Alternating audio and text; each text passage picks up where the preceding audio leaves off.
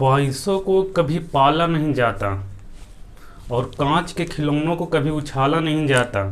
मिल जाती है मंजिल कोशिश करने से, हर चीज़ को किस्मत पे टाला नहीं जाता।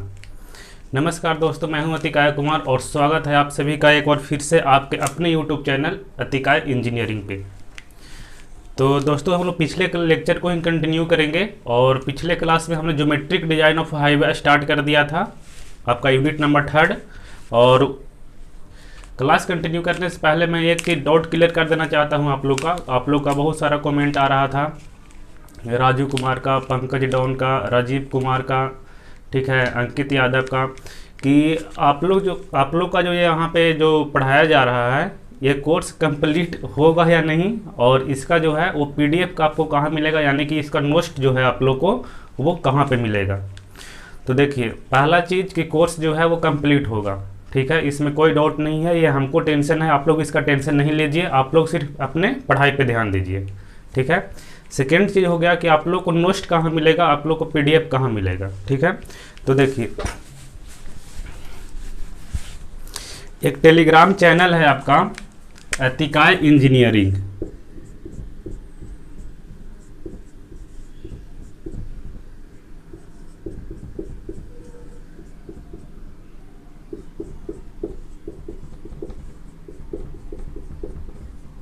ठीक है। तो अतिकाय इंजीनियरिंग टेलीग्राम चैनल है, ये चैनल आप लोग टेलीग्राम पे सर्च करके और वहाँ पर आप लोग ज्वाइन हो जाइए और आप लोग को जो नोट्स प्रोवाइड होगा वो वहीं पे प्रोवाइड होगा, ठीक है। जैसे ही एक मेजर टॉपिक यहाँ से ख़त्म होगा आपका लेक्चर, तो वहाँ पे नोट्स जो है वो डाल दिया जाएगा, या फिर कुछ टॉपिक का नोट्स जो है वो पहले ही डाल दिया जाएगा ताकि उसको आप लोग पहले देख सकें, ठीक है। उसके बाद आप लोग क्लास करें। तो देखिए अब अगर नोट्स प्रोवाइड अगर आप लोग को होगा तो एक मन में डाउट रहेगा कि सर से पहले नोट्स पढ़ लें उसके बाद लेक्चर देखें, या फिर पहले लेक्चर देख लें उसके बाद नोट्स पढ़ें।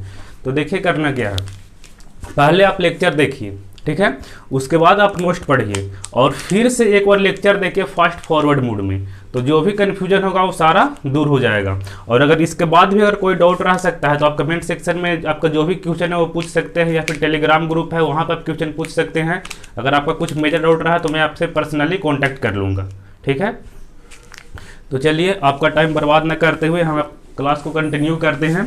तो अतिकाय इंजीनियरिंग टेलीग्राम चैनल है, यहाँ पे आप लोग ज्वाइन हो जाइए, ठीक है। टेलीग्राम पर जाकर सर्च करिएगा, आपको ये चैनल देखने को मिल जाएगा और यहीं पे आपको जो है वो नोट्स प्रोवाइड होगा। चलिए, तो पिछले लेक्चर में हमने ज्योमेट्री डिजाइन को स्टार्ट कर दिया था और हमने जो हाईवे का जो क्रॉस सेक्शन होता है, जो रोड का क्रॉस सेक्शन होता है, उसके बारे में हमने देखा था कि उसका कौन कौन सा एलिमेंट होता है और कौन से एलिमेंट को हम लोग क्या टेक्निकल टर्म में उसका क्या नाम देते हैं, ठीक है। और आज हम लोग उसी को कंटिन्यू करेंगे, उन सारे टर्म को जो है वो डिफिनेशन देखेंगे क्या हो सकता है और सारे टर्म को थोड़ा सा एक्सप्लेन करने की कोशिश करेंगे, ठीक। तो चलिए, तो सबसे पहला चीज़ था कि आपका हाईवे था, ज्योमेट्रिक डिजाइन। तो ज्योमेट्रिक डिजाइन का मतलब हमने बताया था कि ज्योमेट्रिक डिजाइन का पर्पस क्या होता है, उसका ज़रूरत ही क्यों पड़ा ज्योमेट्रिक डिजाइन करने का। तो पहला चीज़ आ जाता है कि वहाँ पर जो भी ट्रैवलर है, जो भी पैसेंजर है या कुछ भी है, उसको कंफर्टेबल महसूस होना चाहिए, ठीक है। जो व्हीकल है आपका उसको नुकसान कम होना चाहिए। सेकेंड चीज़ है कि वो सेफ होना चाहिए, ठीक है। और फोर्थ चीज़ आपका आ गया कि वो कि इकोनॉमिकल होना चाहिए। देखिए, ज्योमेट्रिक डिजाइन का मतलब क्या है,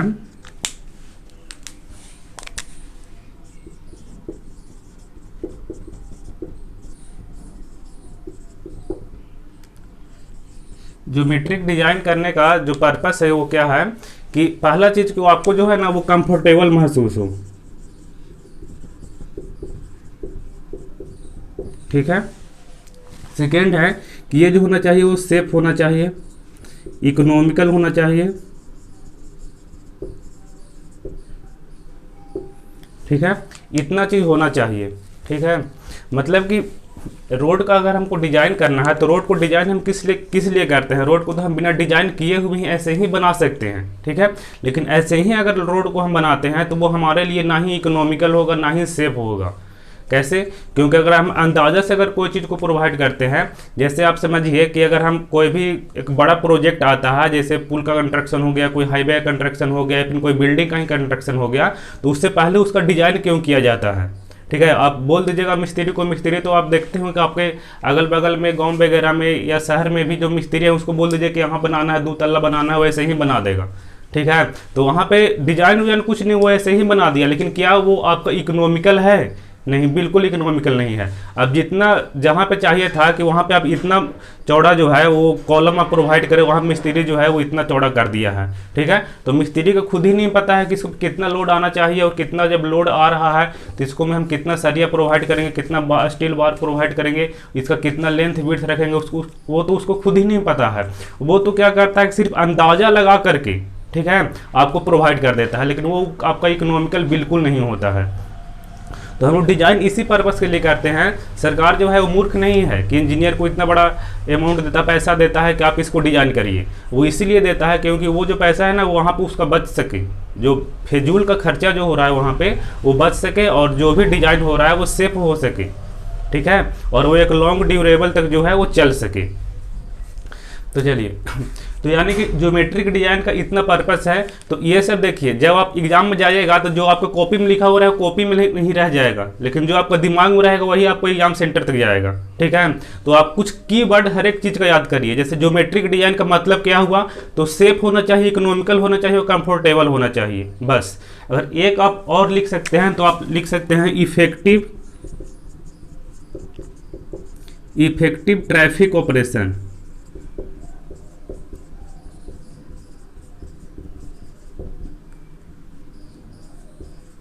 ठीक है, ये वर्ड आप इसमें और ऐड कर सकते हैं कि जो ट्रैफिक ऑपरेशन जो भी है, अब ट्रैफिक ऑपरेशन में आपका सारा चीज़ आ गया। ठीक है, तो जो भी आपका ट्रैफिक ऑपरेशन है ना वो इफेक्टिव होना चाहिए। ठीक, तो ये वर्ड आपका अच्छा है। इस तरह का वर्ड आप जो है वो इसके डिफिनेशन में डाल सकते हैं। ऐसे आपका डिफिनेशन जो है वो लिखा हुआ PDF में मिल जाएगा। ठीक, अगर हम इसके बाद देखते हैं तो एक गुड रोड के लिए क्या क्या रिक्वायरमेंट होना चाहिए, रिक्वायरमेंट फॉर गुड रोड। ठीक है, इस तरह का क्वेश्चन आपके सेमेस्टर के एग्जाम में पूछा जाता है, इसलिए ये सब जो है वो हम आपको बता रहे हैं। जैसे आपको एग्जाम में क्वेश्चन आएगा कि रिक्वायरमेंट फॉर गुड रोड जो है, इसके बारे में आप लिखिए क्या क्या एक गुड रोड, एक अच्छा जो रोड होना चाहिए उसका क्या क्या रिक्वायरमेंट होना चाहिए, उस रोड में क्या क्या चीज़ जो है वो होना चाहिए। ठीक है, तो देखिए, अगर हम लोग रिक्वायरमेंट फॉर गुड रोड की बात करते हैं तो पहला पॉइंट आना चाहिए कि आपका जो रोड का जो पेवमेंट होना चाहिए, यानी सरफेस जो होना चाहिए वो ड्राई होना चाहिए पूरे साल। ठीक है, मतलब कि ये जो है ना वो सरफेस जो है, अब ऐसा नहीं हुआ कि बारिश हुआ और पूरा जो है पानी जो है ना वो रोड पे ही जमा हुआ है, तो ऐसा नहीं होना चाहिए। जो आपका रोड का सरफेस है वो हमेशा ड्राई होना चाहिए, या किसी भी तरह का मौसम हो। ठीक है, सेकेंड क्वेश्चन है, सेकेंड पॉइंट आ जाएगा कि आपका एक गुड पेवमेंट होना चाहिए। ठीक है, अब ऐसा नहीं है कि थोड़ा सा बारिश हो गया वहाँ पे चल रहे हैं तो ठेहुना भर अंदर चल जा रहा है पैर। ठीक है ना, मतलब जगह जहाँ पे पानी जम गया, कीचड़ वगैरह पूरा हो गया, इस तरह का नहीं होना चाहिए। वहाँ पे एक अच्छा पेवमेंट होना चाहिए कि ज़्यादा भी अगर बारिश हो रहा है तो वहाँ पे जो भी व्हीकल वगैरह जा रहा है उसको कोई तकलीफ ना हो, उसको कोई दिक्कत ना हो। ठीक है, तो आपका पेवमेंट गुड होना चाहिए। सेकेंड है कि इसमें जो है वो आपका स्मूथली ग्रेडियंट होना चाहिए, स्मूथ ग्रेडियंट। अब देखिए, यहाँ पे आपका एक वर्ड आ रहा है ग्रेडियंट, ये क्या होता है इसके बारे में बताते हैं। देखिए, स्मूथ का मतलब आप लोग समझते होंगे, ठीक है ना। स्मूथ मतलब ऐसा नहीं है कि एक बार हम ग्रेडियंट ज़्यादा चेंज कर दे रहे हैं या एक बार ग्रेडियंट हम कम चेंज कर दे रहे हैं। ग्रेडियंट जो आपका चेंज होना चाहिए वो धीरे धीरे चेंज होना चाहिए। तो आप देखिए ग्रेडियंट होता क्या है, तो ग्रेडियंट कुछ नहीं है। देखिए आप लोग को फिगर दिखाते हैं ग्रेडियंट का, हम फिगर लगाइए सर। देखिए यहाँ पे आपको एक दिख रहा होगा फिगर, ठीक है, ये आपका एक ग्रेडियंट का फिगर है। और यहाँ पे आप देखिएगा कि ग्रेडियंट जो आपका होता है वो क्या होता है कि लॉन्गिट्यूडिनल स्लोप होता है।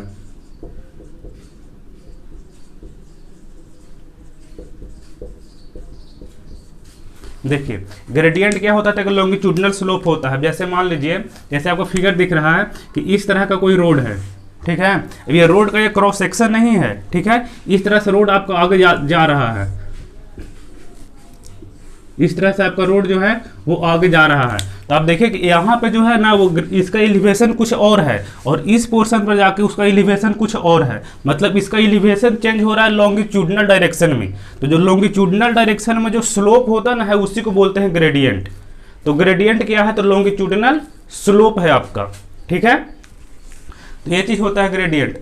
बाकी आगे देखेंगे, जैसे देखिए यहाँ पर हम ग्रेडियंट निकालना रहा है कि यहाँ पे ग्रेडियंट कितना है। तो अगर हम देखें कि मान लीजिए कि यहाँ पे अगर 20 मीटर हम आगे जाते ना है तो 1 मीटर जो है वो इसका हाइट अगर बढ़ जाता है, तो यहाँ पर अगर इसका ग्रेडियंट लिखना रहेगा तो हम 1/20 लिखेंगे। ठीक है, अगर किसी को आपको परसेंटेज में अगर चेंज करना रहेगा तो देखो तो इसको परसेंटेज में 1/20 लिखा हुआ है, इसका मतलब है 1/20।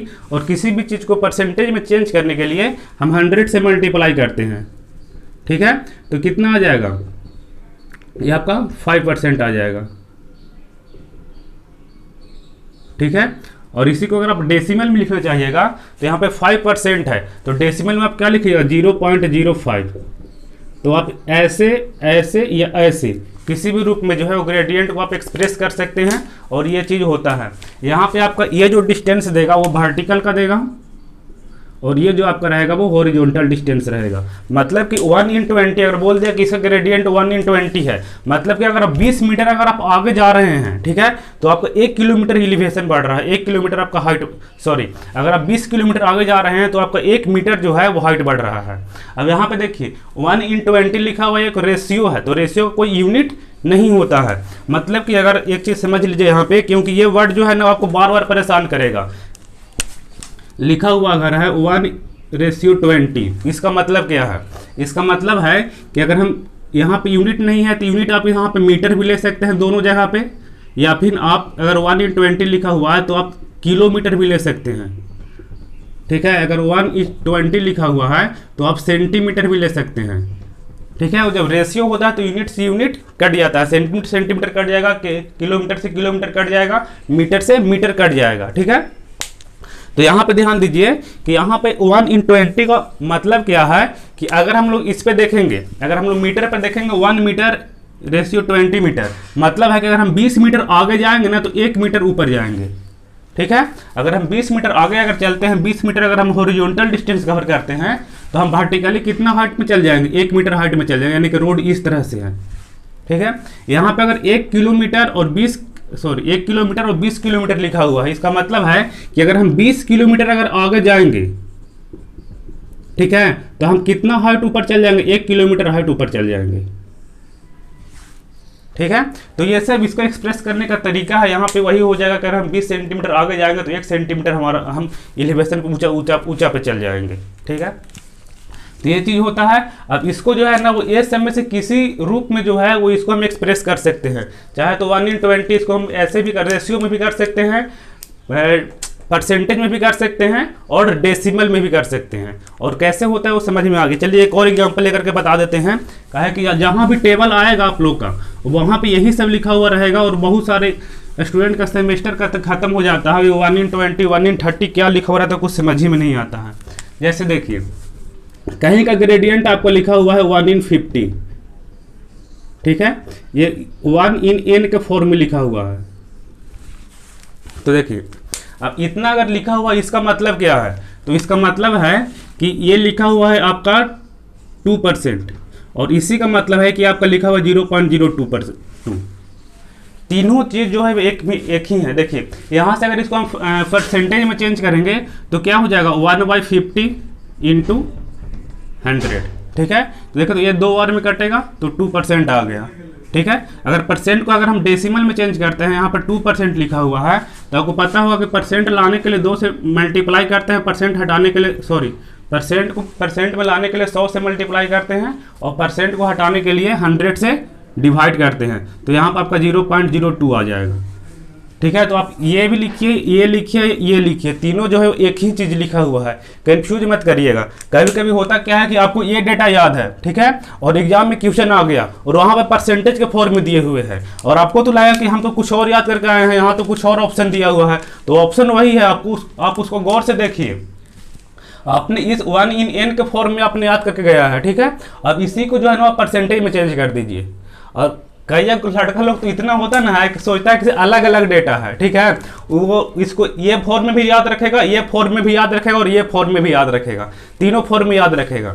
देख लेगा प्रीवियस ईयर में क्वेश्चन पूछा हुआ है, कभी इस फॉर्म में पूछा हुआ है, कभी इस फॉर्म में, तो वो सब याद कर लेगा। तो सब याद करने की जरूरत बिल्कुल नहीं है। आप कोई एक फॉर्म को याद करिए, आप उसी से कैलकुलेट कर लीजिए, दूसरा निकाल लीजिए। ठीक है, तो इस तरह का होता है। तो आपको आप साथ ग्रेडियंट यहाँ पे समझ में आ गया होगा। तो यही बोलता है कि एक अच्छा रोड जो होना चाहिए ना, वहाँ पे गुड ग्रेडियंट होना चाहिए, यानी कि अच्छा ग्रेडियंट होना चाहिए। अब देखिए रोड में अगर मान लिया जाए कि कहीं पे आपका जो सरफेस है वो बिल्कुल एकदम प्लेन है, ठीक है, वहाँ पे ग्रेडियंट देने की कोई ज़रूरत नहीं है। ग्रेडियंट देने की कब जरूरत पड़ता है, जब कोई सरफेस नीचे हो कोई ऊंचा हो, ठीक है, तो हम वहाँ पे ग्रेडियंट प्रोवाइड करते हैं। लेकिन अगर कोई सरफेस एकदम प्लेन है तो भी वहाँ पे ग्रेडियंट प्रोवाइड किया जाता है। अब अगर कोई सरफेस प्लेन है, वहाँ पे ग्रेडियंट का कोई ज़रूरत नहीं है, लेकिन वहाँ पे फिर भी ग्रेडियंट प्रोवाइड किया जाता है, तो वो क्यों किया जाता है, इसके बारे में ध्यान से समझिए। ग्रेडियंट आपने देखा होगा कि कोई भी हाईवे वगैरह ये रहेगा ना, तो अगर वहाँ पे आप जाइएगा, सफ़र करिएगा हाईवे पे, तो देखिएगा कि बहुत लंबा डिस्टेंस आपको ऐसा नहीं मिलेगा जहाँ पे कोई कर्व ना आए या फिर वहाँ पे ग्रेडियंट का चेंजिंग ना हो। क्यों? क्योंकि ड्राइवर को माइंड को हमेशा एक्टिव रहने के लिए, ठीक है, ग्रेडियंट को चेंज किया जाता है, ताकि ड्राइवर जो है ना वो हमेशा एक्टिव मूड में रहे। ऐसा नहीं है कि रोड एकदम सीधे सीधे जा रहा है तो ड्राइवर जो है आराम से चल रहा है, चलते चलते सो गया, ऐसा नहीं है। तो ड्राइवर को एक्टिव मूड में रखने के लिए क्या किया जाता है, वहाँ पे ग्रेडियंट को चेंज किया जाता है और जगह जगह पे कर्व प्रोवाइड किया जाता है, ट्रांजिशन कर्व, ठीक है, ताकि ड्राइवर जो है वो एक्टिव मूड में रहे। इसलिए ग्रेडियंट प्रोवाइड किया जाता है, जहाँ पे इसका ज़रूरत नहीं भी होता है वहाँ पे ही प्रोवाइड किया जाता है। खैर बहुत सा जो ग्रेडियंट हम लोग स्टार्ट करेंगे तो वहाँ पे देखेंगे। तो देखिए हम लोग गुड रोड का रिक्वायरमेंट देख रहे थे, इसमें हम लोग देख लिए कि यहाँ पे आपका ड्राई होना चाहिए सरफेस, गुड पेवमेंट होना चाहिए, अच्छा पेवमेंट होना चाहिए, स्मूथ आपका ग्रेडियंट होना चाहिए, ठीक है, और इसमें और क्या होना चाहिए, तो इसका चौथा पॉइंट आ जाएगा कि इसका इनिशियल एंड मेंटेनेंस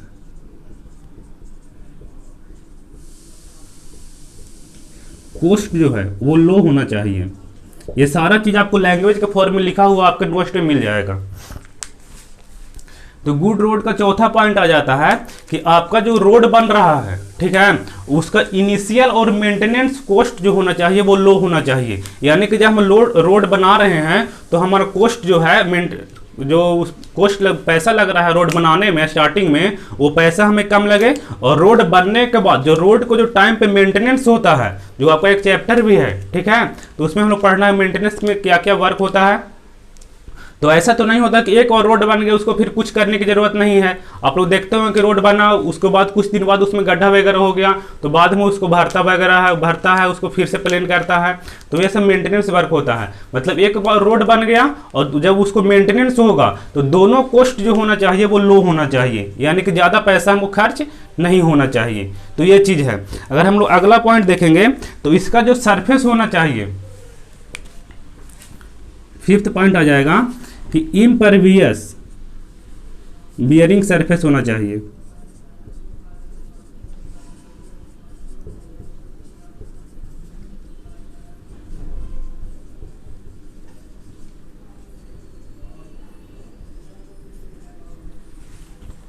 देखिए इम्परवियस बियरिंग सरफेस कहने का मतलब है ना कि उसका जो सरफेस होना चाहिए, टॉप सरफेस जो रोड का जो पेवमेंट होता है वो इम्परवियस होना चाहिए। मतलब कि उससे होकर के पानी पास ना हो, ठीक है, वाटर उसको क्रॉस ना करे पेवमेंट, आपके टॉप सरफेस को, पेवमेंट को। बियरिंग सरफेस किसको बोलते हैं, तो जिस पे आप रोड पे चलते ना है, जिस पे व्हीकल चलता है वही कहलाता है बियरिंग सरफेस, ठीक है। तो आपका बियरिंग सरफेस जो होना चाहिए वो इम्परवियस होना चाहिए, यानी कि उससे होकर के पानी पास ना हो, वाटर क्रॉस उसको ना करे। अब इससे क्या होगा वो देखिए। मान लीजिए कि आपको कहीं पे रोड बना हुआ है, ठीक है, अब उस पर क्या हो रहा है कि वहाँ पे जो सरफेस है ना वो परवियस सरफेस है, यानी कि जब उस पर पानी पड़ा, जब बारिश हुआ, ठीक है, तो पानी उस पर गया और उसको बियरिंग सरफेस से क्या किया कि अंदर चल गया। अब बियरिंग सरफेस के अंदर तो और कई सारा कोर्स वहाँ पे लगा हुआ रहता है रोड पे, ठीक है, जैसे सब सरफेस कोर्स हो गया, बेस कोर्स हो गया, सब ग्रेड हो गया, ये सब बहुत सारा वहाँ पे लेयर बना हुआ रहता है। तो वो क्या करेगा ना कि वहाँ से अगर बियरिंग से अगर पास हो गया तो अंदर वाले लेयर को जो है ना वो डैमेज कर देगा, ठीक है, अंदर वाले लेयर में पानी जाएगा जिससे उसके बियरिंग कैपेसिटी कम जाएगा और जिससे रोड जो है ना सेटलमेंट होने का उसको डर ज़्यादा रहेगा और सेटलमेंट होगा तो रोड में क्रैक आएगा, ठीक है। ये सब आप लोग सॉइल में पढ़ ही चुके होंगे। तो रोड का जो बियरिंग सरफेस होना चाहिए वो इम्परवियस होना चाहिए, ताकि जब बारिश ऊपर से पड़े ना तो बारिश का पानी जो है वो रोड के नीचे ना जाए और उसके नीचे वाले लेयर को जो है वो डैमेज ना करे, ठीक। तो ये सब हो गया आपका 5 पॉइंट आपका हो गया। एक अच्छे रोड के लिए आपको क्या क्या चीज़ का ज़रूरत है, ये सब आप याद रखना आपको बहुत ज़रूरी है, क्योंकि सेमेस्टर के एग्जाम में इसी तरह का क्वेश्चन पूछा जाता है, ठीक है। और जो डिप्लोमा कर ले, पॉलिटेक्निक कर ले, वही समझ सकता है कि डिप्लोमा के एग्जाम में जो है वो किस तरह से क्वेश्चन पूछा जाता है। और आप लोग का इसका नोट्स जो तैयार किया गया है वो बहुत ही मतलब इफेक्टिव वे में तैयार किया गया है, क्योंकि ऐसा है कि आपका जो हाईवे पेपर है ना वो लैंग्वेज पेपर है। अगर इसमें ज्योमेट्रिक डिजाइन को हटा दें तो पूरा का पूरा आपका लैंग्वेज है, ठीक है। और अगर हम ज़्यादा अगर पढ़ते हैं, ज़्यादा लिखते हैं, तो वो भी हम एग्जाम में याद नहीं रह सकते हैं कि हम पूरा मोटा नोट्स बना लिए, इतना मोटा नोट्स बना लिए और एग्जाम में कुछ समझ ही नहीं आ रहा। तो हमको एक मतलब लिमिटेशन में नोट्स तैयार करना होता है कि जो हमारे लिए इफेक्टिव हो, मतलब कम भी हो और उसी में से क्वेश्चन भी आ जाए, ठीक है। तो आपका नोट्स बिल्कुल इसी तरह से तैयार किया गया है और आपको पढ़ाया भी इसी तरह से जाएगा, क्योंकि हमको ही पता है कि किस तरह से एग्जाम सेमेस्टर के एग्जाम में क्वेश्चन पूछा जाता है। तो उसी वे में जो है ना ज़्यादा ना कम, मिडिल पोर्शन का और जो मेन पॉइंट है उसको यहाँ पे आपको सिलेबस में इंक्लूड किया जा रहा है, ताकि आपका सिलेबस पूरा कवर किया जा रहा है। जो भी आपका सिलेबस है वो पूरा कवर किया जा रहा है, लेकिन सिलेबस से एक्स्ट्रा जो पोर्शन है, ठीक है, उसको एक लिमिटेशन वे में कवर किया जा रहा है जहाँ से क्वेश्चन पूछता है, ठीक है। मतलब कि मेनली आपका जो है ना वो सेमेस्टर के एग्जाम पे यहाँ पे फोकस किया जा रहा है और कम्पिटिटिव एग्जाम पे फोकस किया जा रहा है। और फिजूल की चीज़ें जो है यहाँ पे बहुत कुछ भी नहीं बताया जा रहा है, यानी कि जो भी चीज़ है आपका समझिएगा ऑब्जेक्टिव पॉइंट है, वहाँ से आपका क्वेश्चन पूछेगा ही पूछेगा, ठीक है। तो आप लोग से मेरी गुजारिश है कि इसको जो है ना कभी स्किप मत कीजिएगा कि ये चीज़ सिलेबस में नहीं तो इसको छोड़ दें, ऐसा नहीं करिएगा, क्योंकि ये सब जो है ना ये सब क्वेश्चन एग्जाम में पूछता है सेमेस्टर में। आप अगर 3-4 सेमेस्टर अगर दे चुके हैं तो आपको ये भी अंदाजा हुआ कि इस तरह का क्वेश्चन पूछता है। तो चलिए अब आगे चलते हैं और नेक्स्ट टॉपिक हमारा आ जाता है कि हाईवे में जो है वो हमारे ज्योमेट्रिक डिजाइन में कौन कौन से एलिमेंट के बारे में पढ़ना है।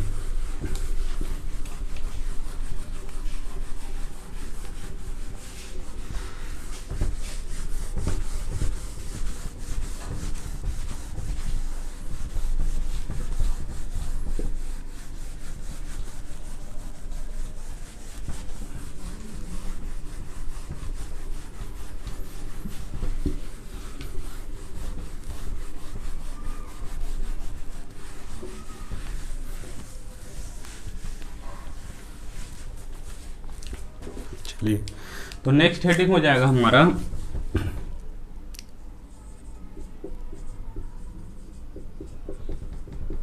Geometric design of highway deals with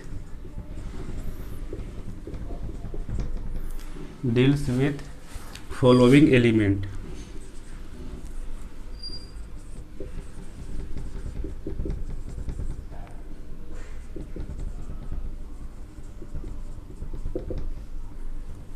मतलब कि ज्योमेट्रिक डिजाइन ऑफ हाईवे जो है वो रोड के कौन कौन से एलिमेंट में जो है वो डील करता है। मतलब इस चैप्टर में हम लोग को कौन कौन सा रोड का जो एलिमेंट होता है हमको उसके बारे में पढ़ना है। चलिए एक एक करके देखते हैं। तो फर्स्ट आपका आ जाएगा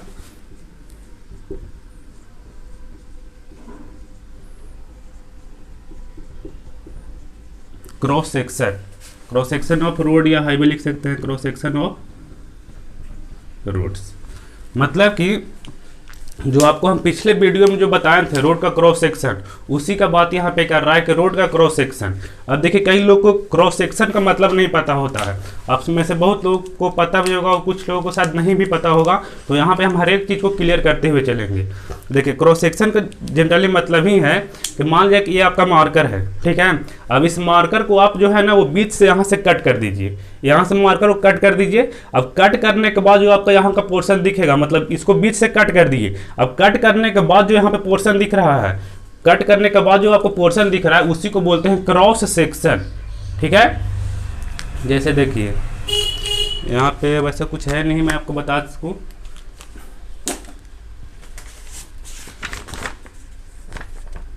देखिए हमारे पास एक पेज है, ठीक है। अब इस पेज को हम क्या करते हैं कि फोल्ड करते हैं।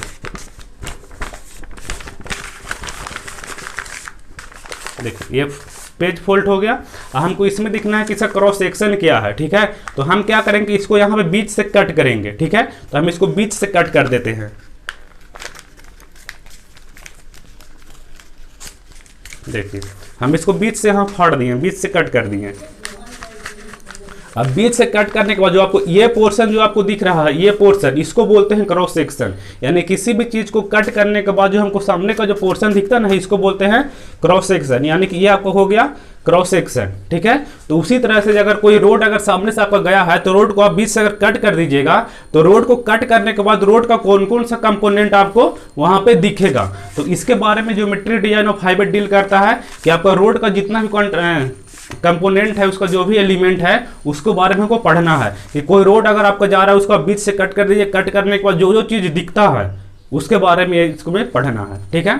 तो I think cross section of road क्या होता है ये आपका क्लियर हो चुका होगा। और जो फर्स्ट लेक्चर में हम लोग जो टॉपिक जो स्टार्टिंग किए थे वो स्टार्टिंग किए थे क्रॉस सेक्शन ऑफ रोड से, ठीक है। वहाँ पे काफ़ी सारा टर्म आप लोग का क्लियर भी हो गया होगा, और जो टर्म क्लियर नहीं हो रहा होगा, थोड़ा थोड़ा जो टर्म फंस रहा होगा अभी तक, वो आगे जब वो एक एक टॉपिक जब हम लोग शुरू करेंगे ना तो वहाँ पे आपका क्लियर हो जाएगा, टेंशन लेने की बिल्कुल जरूरत नहीं है। अब आगे नेक्स्ट हम लोग देखते हैं, ये तो हो गया आपका cross section of road. Next आपका आता है साइट डिस्टेंस।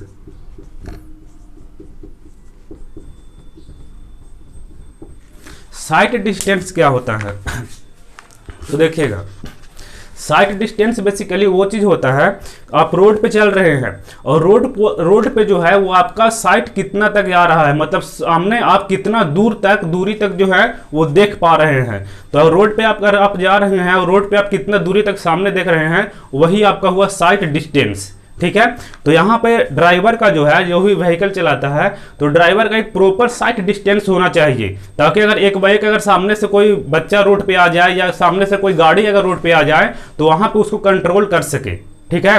अगर मान लिया कि यहाँ रोड पे जा रहे हैं और सामने जो आगे जो है वो कंस्ट्रक्शन का वर्क चल रहा है, तो कंस्ट्रक्शन का बोर्ड जो होना चाहिए वो इतना दूर से दिखना चाहिए ताकि कोई भी व्यक्ति जो हो, कोई भी ड्राइवर अपने गाड़ी को कंट्रोल कर सके। अब ऐसा नहीं एकदम उसके नज़दीक पहुंच गया तब उसको बोर्ड दिखा तो कंट्रोल नहीं ना कर पाएगा।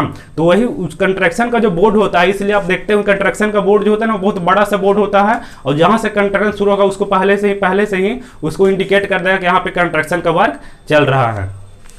तो ये चीज़ होना चाहिए कि एक प्रॉपर साइट होना चाहिए रोड पे, जहाँ पे जो है ना वो कोलिजन ना हो, मतलब एक्सीडेंट ना हो, कोई दूसरी चीज़ से टकरा ना जाए, ठीक है। अब कहीं पर कोई जा रहा है और रोड पे एक बड़ा सा पत्थर है, ठीक है। ऐसा नहीं है कि यहाँ पे सिर्फ व्हीकल का बात होता है, सिर्फ एक्सीडेंट करने का बात होता है, नहीं। यहाँ पे मान लिया आप जा रहे हैं और रोड पे जो है वो बड़ा सा पत्थर है, ठीक है, और वो आप एकदम नज़दीक पहुँच गए तब आपको दिखाई दिया, तो वहाँ पे भी आपका एक्सीडेंट होगा, वहाँ पे आपको कोलिजन होगा। तो इस चीज़ को बचाने के लिए यहाँ पे जो है वो ऑब्स्ट्रक्शन जो होता है उसको से कोलिजन ना हो, इस चीज़ से बचाने के लिए जो होता है वो आपको एक प्रॉपर साइड डिस्टेंस चाहिए, ताकि जो है आपका गाड़ी का कोलिजन ना हो, आपका एक्सीडेंट ना हो।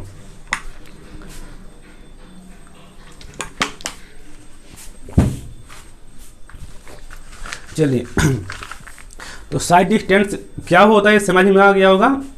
इसमें हम लोग 3 मेजर चीज़ पढ़ते हैं।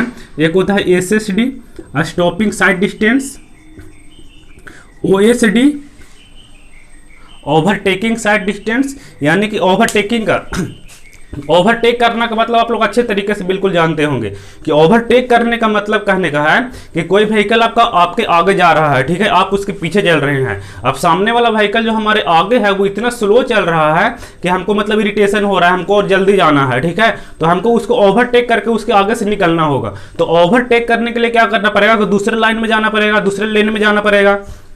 अब दूसरे लेन में जाकर के हम उसको ओवरटेक कर सकते हैं। तो हाईवे पे जो है वो इस तरह का डिस्टेंस प्रोवाइड होना चाहिए कि कोई गाड़ी अगर धीमे चल रहा है, कोई अगर तेजी से चलना चाहता है तो वो उसको ओवरटेक करके आगे निकल सके। तो ओवरटेक डिस्टेंस कैसे निकलता है, ओवरटेकिंग डिस्टेंस, ये हम लोग इसमें टॉपिक में डिटेल में देखेंगे। और इसमें से 2 पे यहाँ पे SSD है, OSD है, इसी 2 में से एक पे आपका SSJE के मेंस में एक न्यूमेरिकल क्वेश्चन आता है, लगभग 25 नंबर का, 25 से 40 नंबर के बीच यहाँ से है जहाँ आपका क्वेश्चन आएगा, ठीक है। अब देखिए, अब यहाँ पे एक आता है लाइट साइट डिस्टेंस, 3 चीज़ आता है। अब लाइट साइट डिस्टेंस क्या होता है कि अगर आप रात में जा रहे हैं तो आपको हेडलाइट का जो है ना वो लाइट इतना दूर तक जाना चाहिए जहाँ तक आप अपनी गाड़ी को कंट्रोल कर सके, ठीक है। और आप रात में चल रहे हैं, आपका गाड़ी का जो लाइट है वो थोड़े सा जा रहा है आगे तक, ठीक है। तो अगर सामने कोई चीज़ अगर रहेगा भी कुछ दूर पे तो आपको पता नहीं लगेगा, जब उसके बिल्कुल नज़दीक पहुंच जाएगा तब पता लगेगा, और तब पता लगेगा जब आप गाड़ी को आपका गाड़ी जो है वो आपके कंट्रोल में नहीं रहेगा, ठीक है। इसलिए लाइट का जो डिस्टेंस होना चाहिए वो भी एक प्रॉपर डिस्टेंस होना चाहिए कि सामने कोई भी अगर ऑब्स्ट्रक्शन है, कोई भी अगर ऑब्जेक्ट है तो उसको हम दूर से ही देख लें और अपने गाड़ी को कंट्रोल कर सके, ठीक है। अब आपका नेक्स्ट एलिमेंट जो है वो आपका आ जाएगा हॉरिजॉन्टल अलाइनमेंट।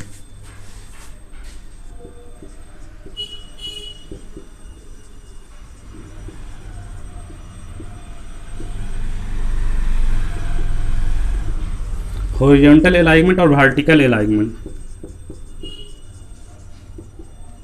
देखिएगा, थर्ड नंबर में आपका आता है हॉरिजॉन्टल अलाइनमेंट, फोर्थ नंबर में आपका आता है वर्टिकल अलाइनमेंट। तो अब हॉरिजॉन्टल अलाइनमेंट और वर्टिकल अलाइनमेंट क्या है, तो आपको इसको समझने पहले यहाँ पे अलाइनमेंट समझ लेते हैं कि अलाइनमेंट होता क्या है। तो अलाइनमेंट बेसिकली कुछ नहीं होता है, जो रोड आपका होता है वो रोड का जो सेंटर लाइन होता है, ठीक है, उसी को बोला जाता है अलाइनमेंट। क्लियर? रोड का जो आपका सेंटर लाइन होता है उसी को बोला जाता है अलाइनमेंट। ज़्यादा और सोचने की कोई ज़रूरत नहीं है। तो देखिए अब यहाँ पे बोल रहा है कि हॉरिजॉन्टल अलाइनमेंट, यानी कि जो रोड हॉरिजॉन्टल प्लेन में है। अब हॉरिजॉन्टल प्लेन आप लोग बिल्कुल अच्छे से समझते होंगे कि हॉरिजॉन्टल प्लेन और वर्टिकल प्लेन क्या होता है। आप लोग ड्राइंग में ये सारा चीज़ जो है वो अच्छे से पढ़ चुके होंगे। तो देखिएगा, जो अलाइनमेंट आपका हॉरिजॉन्टल प्लेन में प्रोवाइड किया जाता है, यानी कि जो रोड का कंस्ट्रक्शन जो है वो हॉरिजॉन्टली किया जाता है, ठीक है ना, सरफेस पे किया जाता है, उसको उसमें हमको लोग हॉरिजॉन्टल अलाइनमेंट का बात करते हैं। तो इसमें हम लोग हॉरिजॉन्टल अलाइनमेंट का बात करेंगे। आप बोलिएगा कि सर जो भी रोड का कंस्ट्रक्शन होता है वो तो सरफेस पे ही होता है, सारा तो हॉरिजॉन्टल प्लेन में ही होता है। लेकिन नहीं, जहाँ पे चढ़ान या ढलान रहता है, स्लोप प्रोवाइड होता है, वहाँ पर आपका जो कंस्ट्रक्शन होता है वो तो वर्टिकल प्लेन में होता ना है। तो जो वहाँ पे एलिमेंट का बात होगा, अलाइनमेंट का बात होगा, ठीक है, उसको हम बोलेंगे वर्टिकल अलाइनमेंट, ठीक है। तो वहाँ पे उसको देखेंगे। और आपका नेक्स्ट आ जाता है इंटरसेक्शन एलिमेंट। फिफ्थ आपका आ जाता है इंटरसेक्शन एलिमेंट्स। ध्यान से समझिएगा, इंटरसेक्शन वर्ड का मतलब क्या होता है कि मान लिया जाए कि आपका एक रोड जो है वो इस तरह से जा रहा है, ठीक है, एक रोड इस तरह से जा रहा है और आपका एक रोड जो है वो इधर से आ रहा है। तो ये रोड यहाँ पे इस रोड को इंटरसेक्ट किया ना, तो जब यहाँ पर रोड इंटरसेक्ट कर रहा है तो यहाँ पे हम लोग को जो है वो क्या क्या चीज़ एक प्रोवाइड होना चाहिए, और यहाँ पे आप कौन कौन सा एलिमेंट होता है इसके बारे में डील करता है कौन, ज्योमेट्रिक डिजाइन ऑफ हाईवे, ठीक है। तो इतना आपका 5 एलिमेंट लिखा है, इतना ही के बारे में आपका डील करता है ज्योमेट्रिक डिजाइन ऑफ हाईवे। और हम लोग इतना ही के बारे में पढ़ेंगे, जिसमें से मेजर जो आपका है वो साइड डिस्टेंस और इसके बारे में पढ़ना है, हॉरिजॉन्टल अलाइनमेंट बारे में थोड़ा थोड़ा पढ़ना है, और इसके बारे में भी थोड़ा सा है, ठीक है। तो खैर जो भी चीज़ें हम लोग सिलेबस के अनुसार पढ़ेंगे, ठीक है। तो इतना चीज़ के बारे में डील करता है आपको ज्योमेट्रिक डिजाइन ऑफ हाईवे, और उम्मीद करते हैं कि सारा पॉइंट क्या होता है ये आपको समझ में भी आ गया होगा, ठीक। तब चलिए अब आगे बढ़ते हैं, और हम लोग क्रॉस सेक्शन जो देखे थे उसमें से एक एक करके जो है ना वो सारे टॉपिक को डील करते हैं।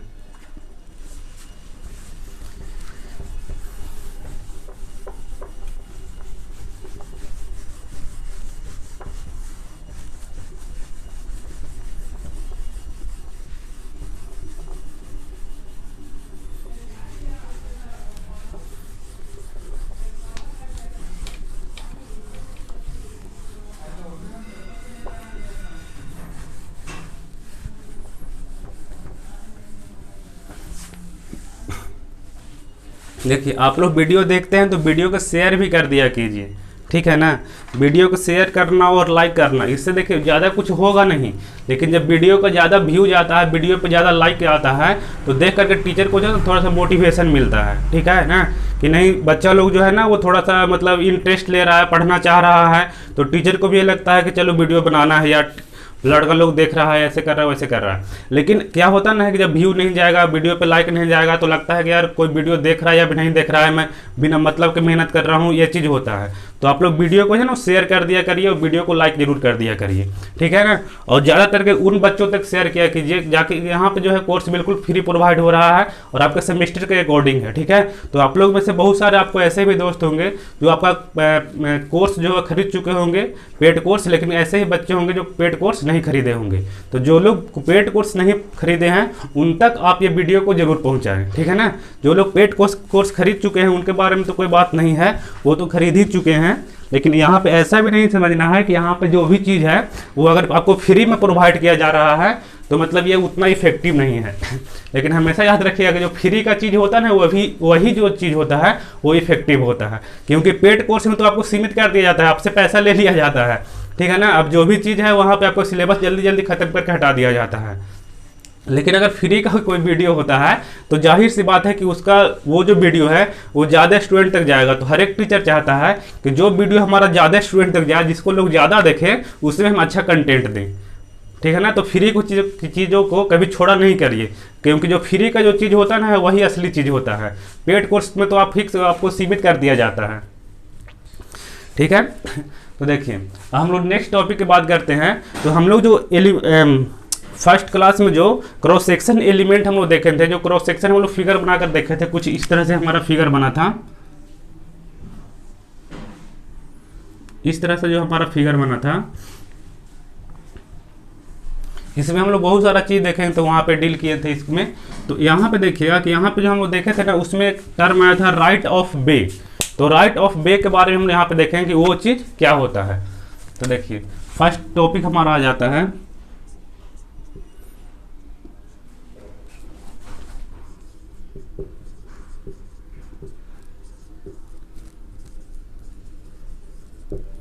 राइट ऑफ वे। ये क्या होता है तो देखिएगा राइट ऑफ वे मतलब आप लोग को हम बताए थे कि जो रोड होता है वो रोड का जो बाउंड्री होता है, रोड बाउंड्री जो होता है, ठीक है ना, या फिर उसको हम लोग रोड बाउंड्री स्टोन भी बोलते हैं, ठीक है। मैंने आपको बताया था कि एक यहाँ पे लाइन होता है, एक यहाँ पे लाइन होता है, यहाँ पे 3-3 लाइन होता है। तो जो आपको पहला लाइन होता है ना उसी को बोला जाता है रोड बाउंड्री, ठीक है ना।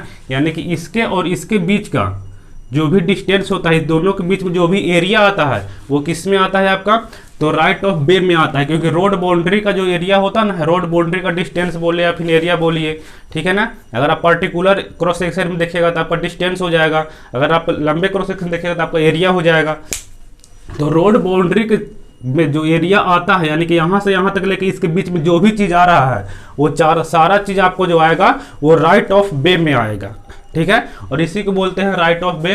अब यार देखिए यहाँ पे जहाँ पे आपका रोड बाउंड्री होता है वहाँ पे आप गौर करते हो कि वहाँ पे एक स्टोन इंसर्ट किया जाता है, ठीक है ना। ग्राउंड में क्या किया जाता है कि एक स्टोन को इंसर्ट कर दिया जाता है वहाँ पे। तो इसी को जो है ना वो रोड बाउंड्री स्टोन ही बोला जाता है।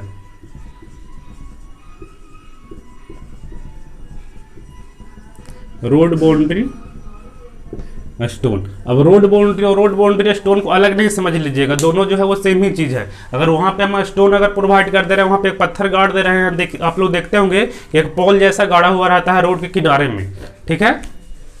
तो वह चीज़ आपको होता है रोड बाउंड्री स्टोन, ठीक है। तो रोड बाउंड्री राइट ऑफ वे क्या होता है ये शायद आप लोग क्लियर हो गया होगा। ज़्यादा चीज़ इसके बारे में है भी नहीं, बस अब इसी चीज़ को जो है वो लैंग्वेज में प्रोवाइड करके आपको इसका एक डिफिनेशन लिख देना है जो कि आपके नोट में लिखा हुआ है, ठीक है। तो रोड बाउंड्री हुआ क्या, तो ये भी हम बोल सकते हैं कि रोड बाउंड्री स्टोन के बीच में जो डिस्टेंस होता है ना उसको बोलते हैं राइट ऑफ वे। और राइट ऑफ वे को ही बोला जाता है लैंड विड्थ।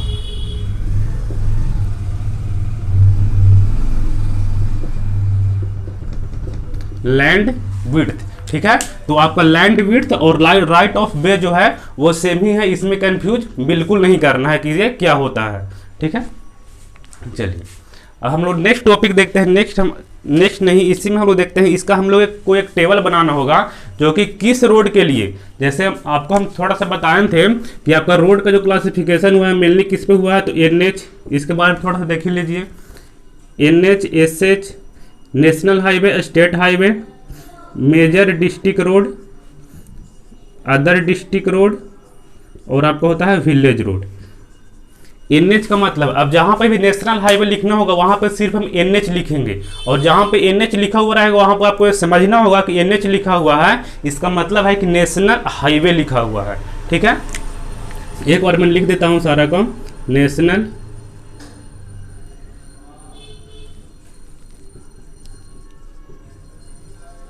हाईवे। SH का मतलब है क्या, स्टेट हाईवे। MDR का मतलब है कि मेजर डिस्ट्रिक्ट रोड।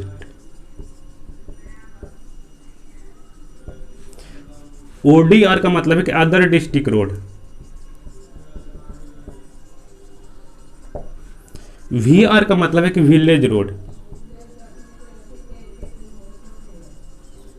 अब देखिए, अब रोड का क्लासिफिकेशन जो है ना वो बहुत तरीकों से किया हुआ है, लेकिन आप लोग को जो सिलेबस में पढ़ना है वो रोड का क्लासिफिकेशन पढ़ना है according to Nagpur road plan. ठीक है, और according to Nagpur road plan जो रोड का क्लासिफिकेशन किया गया था वो इतना में किया गया था, NH, SH, MDR, ODR और VR। तो इसको आप लोग याद कर लीजिए। ठीक है, क्योंकि VVI है, वे समझिए कि एग्जाम में छपा हुआ है रोड का क्लासिफिकेशन। तो नेशनल हाईवे हो गया, स्टेट हाईवे हो गया, MDR हो गया, ODR और VR हो गया। तो हम लोग अब एक एक करके देखेंगे कि अगर कहीं पर नेशनल हाईवे अगर बना हुआ है, ठीक है, तो वहाँ पे राइट ऑफ वे कितना प्रोवाइड होगा और किस तरह का एरिया में प्रोवाइड होगा। यहाँ पे एक चीज़ और आप यहाँ पे मेंशन ही कर लीजिए कि आपका जो भी एरिया होगा वो क्लासिफाइड होगा प्लेन टेरेन में और रोलिंग टेरेन,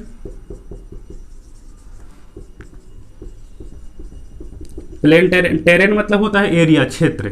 ठीक है, रोलिंग टेरेन,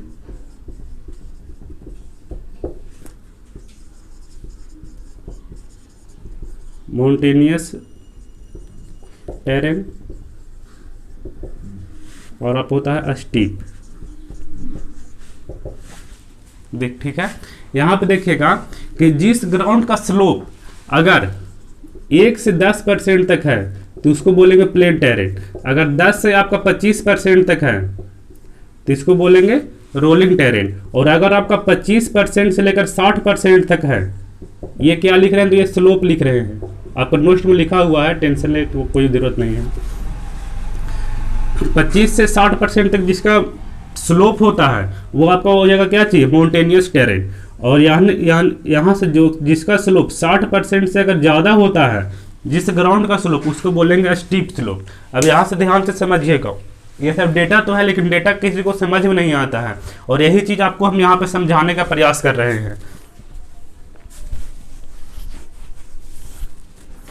बड़े ध्यान से समझना है कि प्लेन टेरेन होता क्या है। अगर मान लिया कि आपके पास कोई एरिया है, ठीक है, और आपको पता करना है कि ये कौन सा टेरेन है, प्लेन है, रोलिंग है, माउंटेनियस है या फिर स्टीप है, तो सबसे पहले क्या करें, आपकी बर्ड का प्लेन बर्ड है तो प्लेन बर्ड का मतलब आपको पता लग रहा होगा कि प्लेन का मतलब है ना कि प्लेन होगा, ज़्यादा ऊंचा नीचा कुछ नहीं है। ठीक है, ये मतलब होता है सीधा सीधी प्लेन का।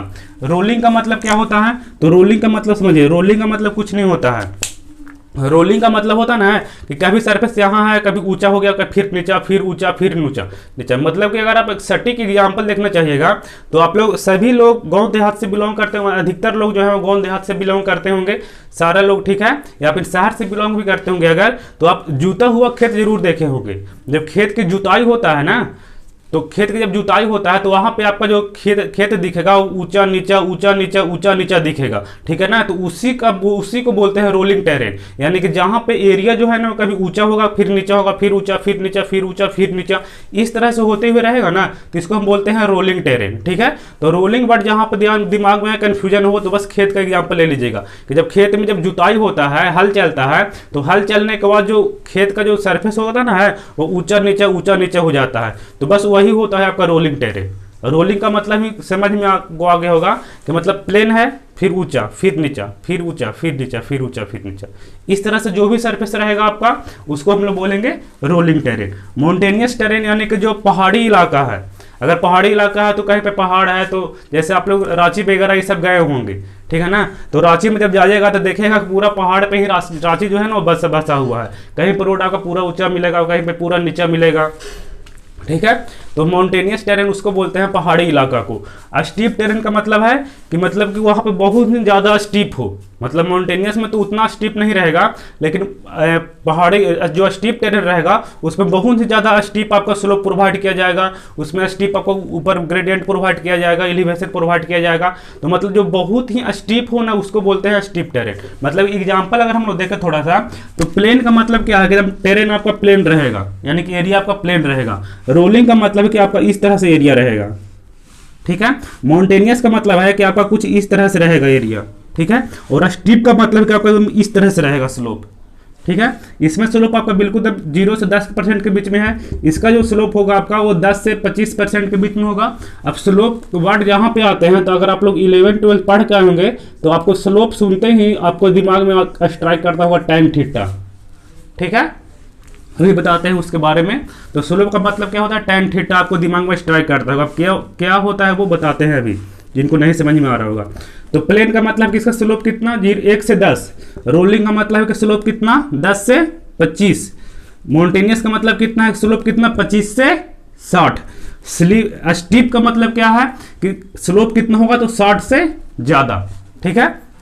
तो आपका इस तरह से हो जाता है। अब देखिए अगर एक ट्रायंगल रहता था, इस तरह से अगर कोई ट्रायंगल है, इसमें अगर आपको tan थीटा लगाना होता था तो झट से लगाते थे आप P/B लगाते थे ना, परपेंडिकुलर बाय बेस। तो यहाँ पर भी वही है। मान लिया जाए कि आपको पास एक टेरेन है, आपका कोई एरिया है, क्षेत्र है आपका, और आप जो है ना वो पता करना चाहते हैं कि हमारा जो यहाँ पे या फिर आपको कहीं पे रोड बनाना है या कुछ भी कर रहा है, तो आप पता करना चाहते हैं कि हमारा जो टेरेन है वो किस तरह का है, प्लेन है, रोलिंग है, माउंटेनियस है, या फिर स्टीप टेरेन है, ठीक है।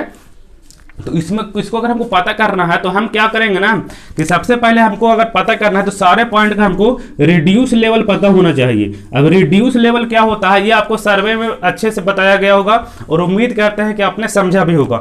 सब्जेक्ट को शुरू करने से पहले, सिलेबस शुरू करने से पहले ही मैंने आपको बता दिया था कि आपको अगर सर्वे अगर अच्छे ढंग से समझना है तो आपको कुछ सब्जेक्ट का कॉन्सेप्ट क्लियर होना चाहिए। जैसे इसमें आपका आ जाता है सर्वे, BMC building material construction, RCC, ये सब सब्जेक्ट का जो है ना वो आपका कॉन्सेप्ट जो है वो बिल्कुल क्लियर होना चाहिए।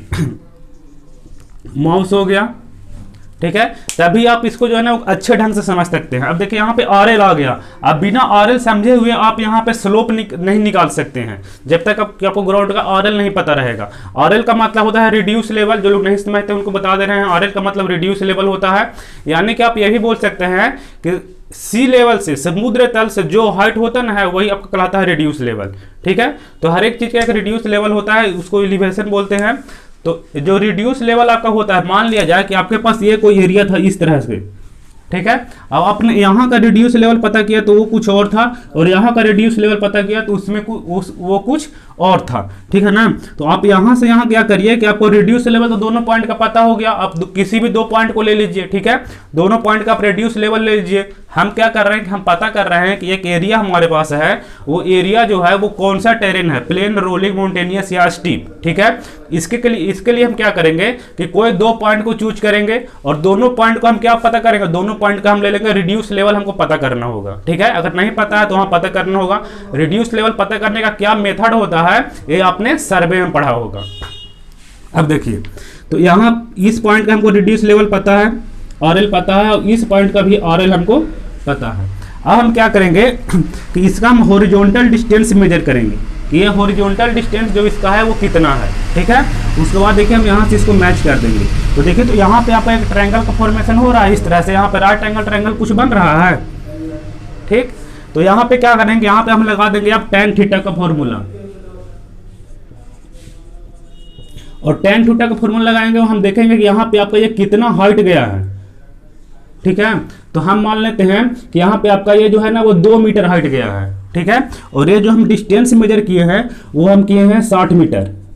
जो हॉरिजॉन्टल डिस्टेंस हम मेजर किए ना, तो हॉरिजॉन्टल डिस्टेंस अगर हम 60 मीटर आगे तक गए हैं तो हमारा ये हाइट कितना हुआ, एलिवेशन में चेंज कितना हुआ, तो 2 मीटर का एलिवेशन में चेंजिंग हुआ। अगर हम यहाँ से निकालेंगे tan थीटा, तो tan theta equal to formula आपने बचपन में बहुत पढ़ा होगा, P/B, यानी कि P/B। P4 हो गया परपेंडिकुलर, B4 बेस, P मतलब हो गया लंब, बी मतलब हो गया आधार, ठीक है। तो पी, तो यहां पे परपेंडिकुलर का वैल्यू कितना है, तो 2 मीटर, बेस कितना है 60 मीटर, दिखाई दे रहा है ना। चलिए अगर दिखाई आपको नहीं दे रहा है तो मैं कैलकुलेशन को यहां पे कर देता हूं, कोई दिक्कत वाली बात नहीं है।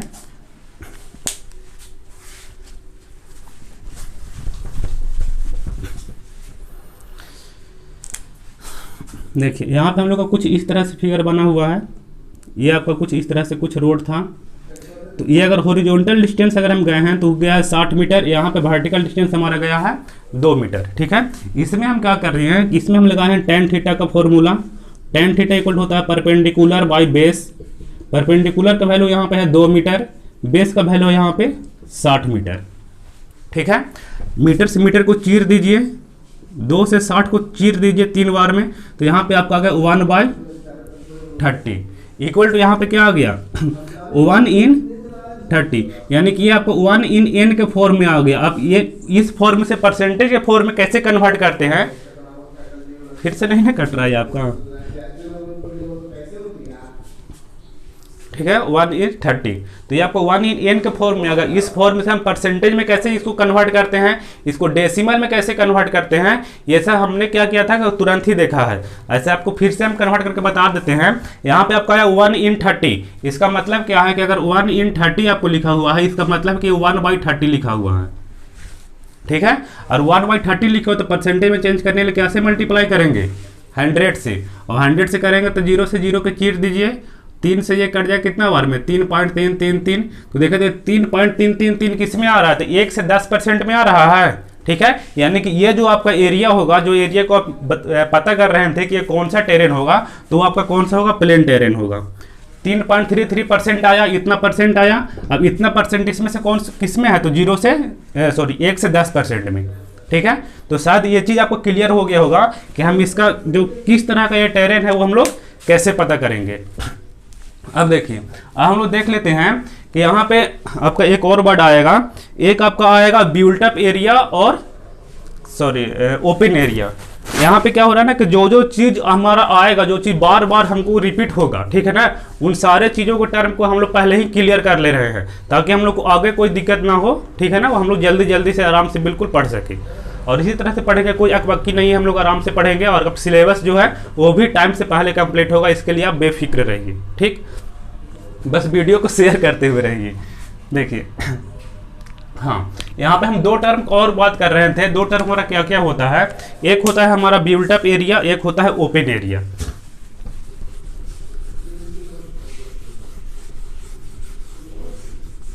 जो टर्म में कहीं पे कोई दिक्कत लग रहा हो, कोई कंफ्यूजन लग रहा होगा, तो आप कमेंट सेक्शन में या फिर टेलीग्राम ग्रुप पे जो है ना वो बता दीजिएगा, वहाँ पे आपको प्रॉपर रिप्लाई मिल जाएगा। थोड़ा सा लेट से भले ही रिप्लाई मिलेगा, लेकिन रिप्लाई जरूर मिलेगा। देखिए, तो यहाँ पे हम 2 टर्म का बात कर रहे हैं। इसमें आता है एक का होता है बिल्ट अप एरिया,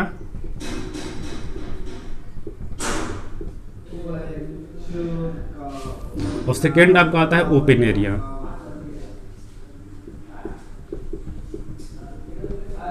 ये बिल्ट अप एरिया क्या होता है और ओपन एरिया क्या होता है, तो देखिए बिल्ट अप एरिया का मतलब हो गया कि अब यहाँ पे कोई शहर है, ठीक है ना, यहाँ पे एक सिटी बसा हुआ है, तो ये क्या हो गया, बिल्ट अप एरिया हो गया। मतलब कि जिस एरिया में घर वगैरह है, इंडस्ट्री है, कुछ भी है, मार्केट वगैरह है, वो सब और आपको बिल्ट अप एरिया में आ गया होगा। लेकिन आप कहीं लंबा सफर पे जाते होंगे तो आप देखते होंगे कि जब ही जैसे ही कोई सिटी से अगर बाहर निकले तो उसके बाद आपको सिर्फ मैदानी भाग दिखाई देगा, सिर्फ खेत वगैरह ये सब या मैदान आपको दिखाई देगा। मतलब वहाँ पे आपको कुछ भी घर वगैरह ये सब कुछ भी नहीं मिलेगा, ठीक है। तो उसको बोलते हैं ओपन एरिया, ठीक है। मतलब कि बिल्ट अप एरिया जहाँ पे आपका मकान वगैरह ये सब बना हुआ है, चाहे वो किसी भी चीज़ का हो, तो आपको हो जाएगा built up area. Open area कहने का मतलब है कि जहाँ पे आपका कुछ भी नहीं है, मकान वगैरह ये सब कुछ भी नहीं बना हुआ है, ठीक है, एकदम ऐसे ही प्लेन है, मतलब कुछ भी नहीं है, ठीक है।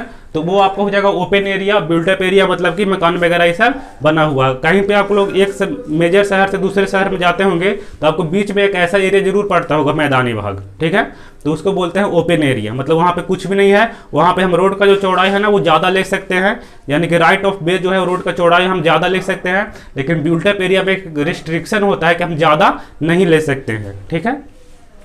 तो आप देखिए, अब हम टेबल एक देखते हैं, उस टेबल में हम देखेंगे कि राइट ऑफ वे जो है वो कितना लिया जाता है कौन से रोड के लिए, और बिल्ट अप एरिया में कितना लिया जाता है, ओपन एरिया में कितना लिया जाता है। ठीक है, आपका प्लेन टेरेन है या फिर रोलिंग टेरेन है या माउंटेनियस टेरेन है, तो उसके केस में हमारा जो राइट ऑफ वे जो है वो कितना लिया जाता है। ठीक है, तो चलिए हम लोग अब टेबल को देखते हैं।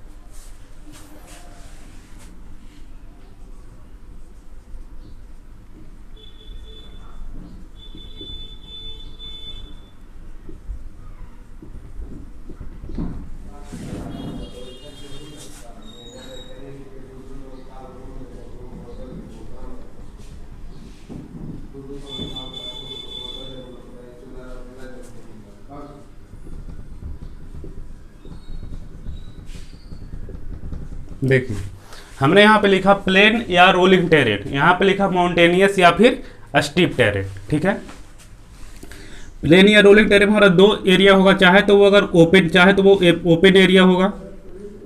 ठीक है, सिर्फ हम ओपन और यहाँ पे ब्यूलटेप लिखते हैं ताकि ज़्यादा गैदरिंग ना हो। ठीक है, ओपन एरिया का बात हो रहा है लिख ही देते हैं, या फिर ब्यूलटेप एरिया। ठीक है, माउंटेनियस में भी आपका दो तरह का हो जाएगा, एक हो जाएगा आपका ओपन एरिया और एक आपका हो जाएगा बिल्ट अप एरिया। ठीक है,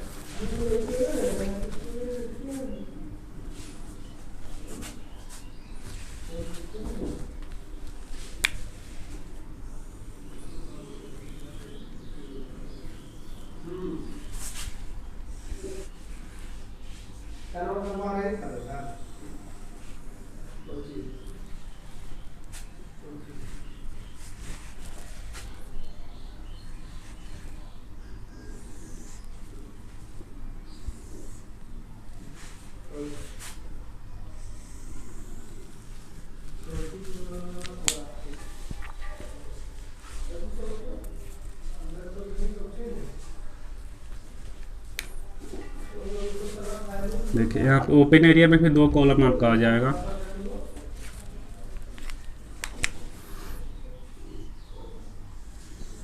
यहाँ पे आपका जो एक आ जाएगा आपका नॉर्मल और एक आपका आ जाएगा रेंज। यहाँ पे भी एक आपका आएगा नॉर्मल और एक आपका आएगा रेंज। इसमें सिर्फ नॉर्मल ही लिखते हैं, रेंज लिखने की कोई ज़रूरत नहीं है उतना। अगर आपको नॉर्मल का डाटा याद रहेगा तो रेंज अपने आप धरा जाएगा। देखिए कैसे यहाँ पे हमको रोड का क्लासिफिकेशन करते हैं, कौन कौन सा रोड होता है। सबसे पहले आपका आ जाएगा NH या फिर SH। ठीक है, उसके बाद आपका आ जाएगा MDR, ODR और VR। NH, SH, ODR, MDR, VR क्या होता है सारे के बारे में हम बता चुके हैं, कोई दिक्कत नहीं है। अब देखिएगा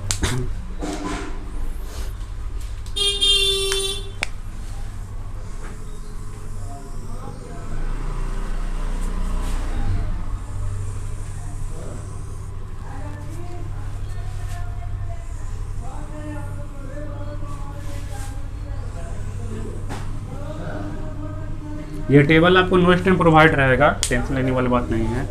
अगर हम इसमें अगर डेटा लिखना चाहें कि कितना कितना होता है, तो देखिए यहाँ पे आपको होता है 45, 25, 20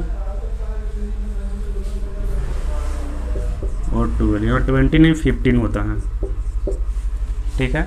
अगर हम लोग रेंज की बात करें तो ये आपका होता है 30। यहाँ पे लिख लीजिए कि ये जो भी चीज़ आपका है ना वो आपका मीटर में लिखा जा रहा है। ये जो आपका है वो मीटर में, ये जो डिस्टेंस आपको नीचे लिखा हुआ दिख रहा है वो मीटर में है, ठीक है।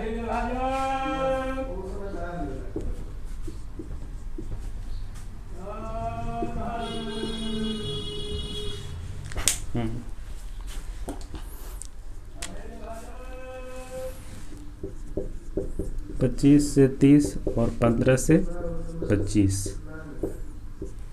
और विलेज रोड में आपका आ जाएगा 12 से 18, 12 to 18, ठीक है। अगर हम लोग, ये आपका हो गया ओपन एरिया में, ठीक है। मतलब कि इसको समझ लीजिए, ओपन एरिया हमारा है, सबसे पहले प्लेन कौन सा है हमारा, सॉरी एरिया कौन सा है, प्लेन या रोलिंग टेरेन है हमारा, कोई दिक्कत नहीं। प्लेन या रोलिंग टेरेन में हमारा ओपन एरिया है। अगर ओपन एरिया वगैरह है तो उसमें हम कितना से कितना के बीच में रेंज दे सकते हैं राइट ऑफ वे का।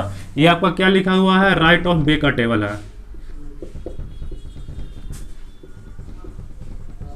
और राइट ऑफ वे को ही बोलते हैं लैंड विड्थ।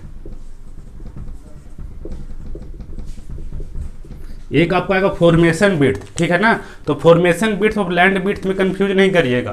फॉर्मेशन विड्थ आएगा उसको हम लोग अलग टेबल देखेंगे। और यहाँ पे जो टेबल देख रहे हैं इसमें आपको कुछ याद होना चाहिए या नहीं याद होना चाहिए, लेकिन जो एसएच और सॉरी एनएच और एसएच यानी हाईवे और नेशनल हाईवे या स्टेट हाईवे का जो डेटा है ना वो जरूर याद होना चाहिए, क्योंकि अधिकतर बार जब क्वेश्चन पूछा जाता है आपसे तो ये नेशनल हाईवे और स्टेट हाईवे से ही पूछा जाता है। बाकी ये सबसे बहुत कम ही क्वेश्चन यहाँ पे ना के बराबर आपको क्वेश्चन देखने को मिलेगा।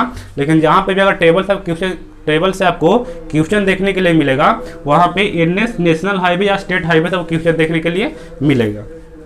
इसलिए यहाँ पे लिख लेते हैं हम लोग। अब बिल्टअप एरिया में अगर हम लोग बात करते हैं,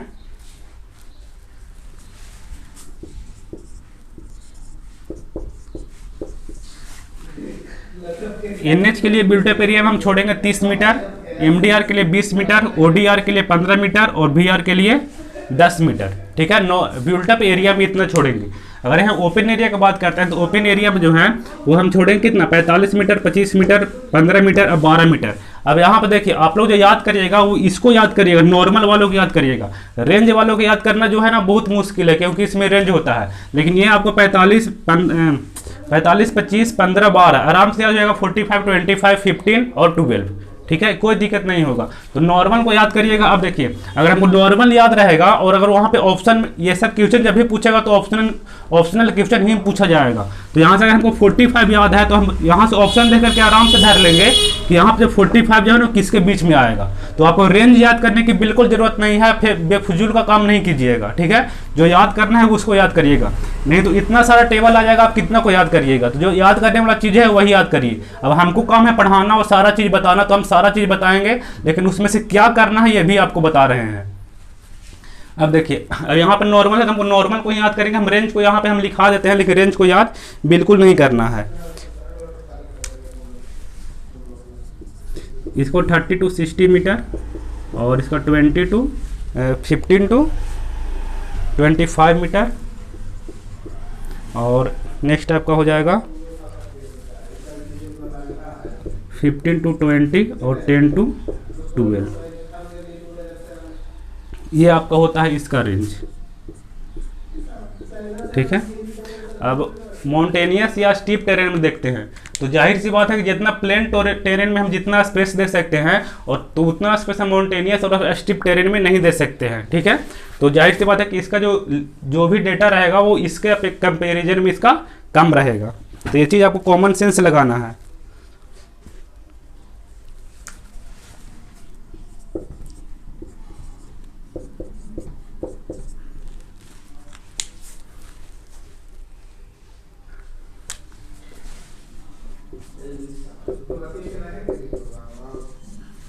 ठीक है, ये आपका टेबल कंप्लीट हो गया। देखिए अगर आप प्लेन या रोलिंग टेरेन में दे रहे हैं, क्वेश्चन आपको पूछा बोला हुआ, क्वेश्चन में सारा चीज़ गिवन आपको दिया हुआ रहेगा कि प्लेन टेरेन है, उसमें ओपन एरिया है, तो राइट ऑफ वे हम कितना छोड़ेंगे या राइट ऑफ वे जो है कितना लिया जाता है।